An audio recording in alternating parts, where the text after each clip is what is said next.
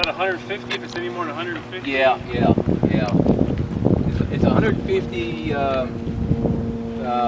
drop on either mag, and it shouldn't be more than 50 in between, you know. The difference in drop between the two shouldn't be more than 50. Okay. And then what I do on the propeller right here is just check, make sure there's no nicks. And you know, these, they can kind of suck up rock and gravel, you know, as you're taxiing along. And the joke I like to tell is a lot of people think the main job of the propeller is to you know, make the airplane move through the air. Really, the main job of the prop is keep the pilot cool, because when it stops, it gets real hot. It gets super hot in the cockpit. Yeah. All right, then I walk around here, and I always climb up. Here, would you hold that? Sure. And manually check. Whoa. Check the fuel visually. And I do that because, you know, fuel gauges can be wrong. But if you physically look at it, you know, you're more assured of, you know, of what you have. I'm looking for the fuel strainer here. What's that?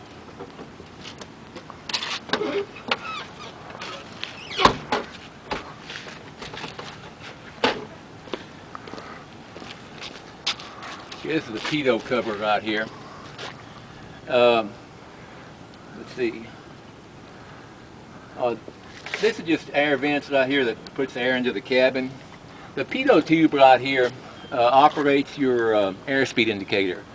Air being forced into the tube here as the airplane moves operates a little diaphragm, and that diaphragm, you know, works the needle, so that's where you get your airspeed indicator. Right.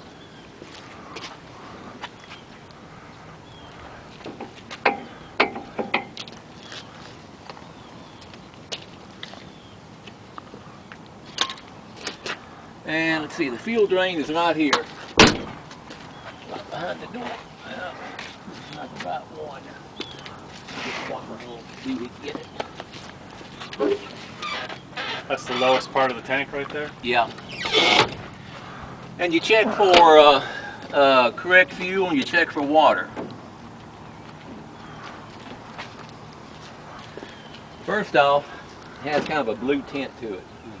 That tells you it's 100 low lead. 100 octane low lead, I think. So you're checking for, you know, the right color, and then any water that might be in there, it would show up as little bubbles down here at the bottom. Yeah, at the bottom. Yeah, water is heavier than fuel, so you know it'll sink to the bottom. And they don't like for you to do this, but you know.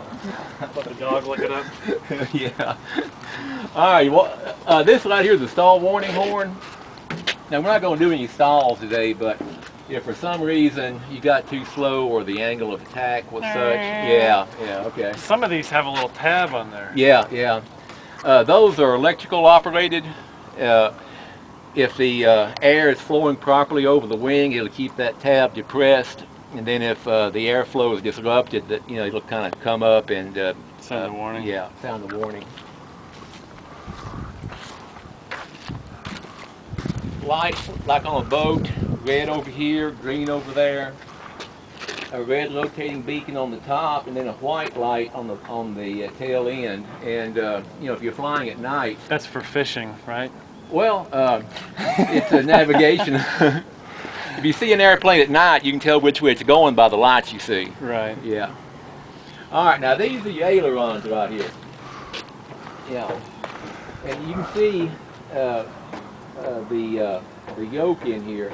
Turning the yoke right and left operates the ailerons. The ailerons is what makes the airplane turn. It turns by banking. That way, when you bank the airplane, part of what's holding the airplane in the air is now pulling it around to the side. And the shape of the wing right here is what causes the airplane to fly. Some old dead... just like the propeller. Yeah. Same shape. it's curved on top, and you have two particles of air. If they're moving to the back and meet at the same time, the air going across the top has to go faster because it has to go further because of the curvature, and that creates a difference in air pressure. You know, high pressure here, low pressure here, and then the high pressure underneath the wing is what holds the airplane up in the air. That's why Dad's staying on the ground, because there's not enough air in the sky for. Now, one thing too, now when you turn the airplane, you also have to use the rudder. Right. And the reason being, let's say for example, you want to go to the right, okay? Notice this aileron comes down right here. And it's kind of like, you know, holding your hand out the window, you know, the wind will pull your hand back. Well, when this aileron comes down, now you're wanting to go that way, okay? But when this aileron comes down, the nose of the airplane is wanting to go to the left because The drag. the drag right here. So you have to use the rudder to compensate for the drag right here. So it's right aileron, right rudder. Anytime you turn, you want to go to the left, left aileron, left rudder.